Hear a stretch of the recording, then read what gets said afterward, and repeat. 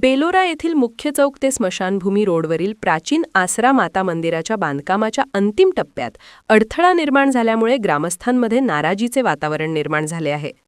मंदिराच्या परिसरातील कडुलिंबाच्या झाडाची एक फांदी बांधकामात अडथळा ठरत असून ती तोडण्यासाठी वनविभागाची नाहरकत मिळावी यासाठी भक्तगणांकडून मागणी केली जात आहे. या मागणीसंदर्भात ग्रामपंचायत बेलोरा यांना दिनांक 3 फेब्रुवारी 2026 रोजी लेखी निवेदन देण्यात आले होते. मात्र 7 एप्रिल 2026 पर्यंत कोणतीही ठोस कारवाई किंवा उत्तर न मिळाल्याने संतप्त झालेल्या आसरा माता भक्तगणांनी ग्रामपंचायत कार्यालयासमोर आमरण उपोषणाचा इशारा दिला आहे. दरम्यान उपोषणाच्या 1 दिवस आधी ग्रामपंचायतीकडून लेखी उत्तर देण्यात आले असून संबंधित मंदिर पाडून बाजूला हलवण्याचा पर्याय सुचवण्यात आला आहे. मात्र हा पर्याय भक्तांना मान्य नसून त्यामुळे त्यांच्या धार्मिक भावना दुखावल्या गेल्याची भावना त्यांनी व्यक्त केली आहे.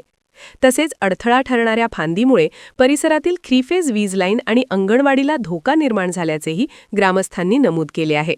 वनविभागाच्या नियमांनुसार नाहरकत मिळेपर्यंत उपोषण न सोडण्याचा निर्धार आंदोलनकर्त्यांनी व्यक्त केला आहे.